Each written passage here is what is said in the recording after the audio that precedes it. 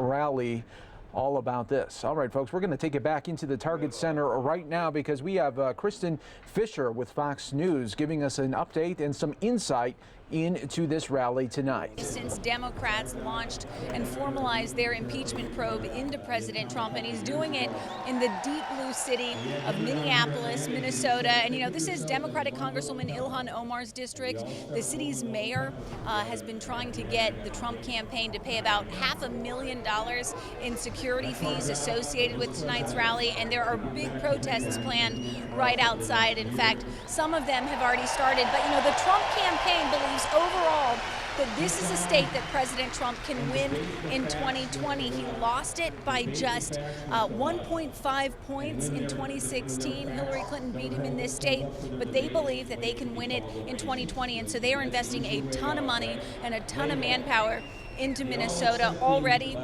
The Trump campaign has about 20 staffers on the ground, and they hope to increase that to about 100 before Election Day. And on his way here, as President Trump was leaving the White House to come to Minnesota tonight, President Trump said that he believes that he can win this state, and a lot of the supporters of his supporters in this room do too. Tonight, the president's going to be introduced by the vice president, who was meeting with the head of the city's police union. There's been another dust-up with the police union ahead of this rally tonight because the city said essentially that they didn't want off-duty police officers to come to the rally in uniform. So President Trump likely going to touch on that tonight, along with his feuds with the city's mayor and Democratic Congresswoman Ilhan Omar. Mike? Yeah, and Kristen, doesn't it feel like this rally is just even more elevated on the fact of the whole impeachment inquiry that is going on, and as well as the whole lead up with the mayor and, like you said, with the all the back and forth with Representative Omar?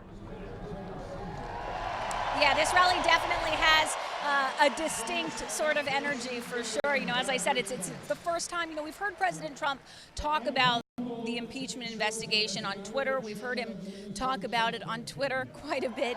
But this is the first time that we're really going to get to hear the president make his defense in front of his supporters. And you know that when President Trump is in front of his supporters, he tends to get a little bit more fired up than usual. So it'll be very interesting to watch and see exactly how he may stray from the script that we've heard so far from him in terms of how he intends to defend himself going forward. And don't forget, this was a huge news day in Washington, D.C. with a lot of developments surrounding the investigation. So it'll be very interesting to see if he touches on that as well, Mike. All right, Kristen Fisher, thank you so much. It always seems when he goes off the prompter, that's when all the news is definitely made there. So we do appreciate you giving us some insight. You know it. Yep. Thanks so much for the insight, and we do appreciate it. Kristen Fisher, thank you. You bet. All right, folks, and here's your live look at the podium right now inside the Target Center as we are, I'd say about 90 minutes now.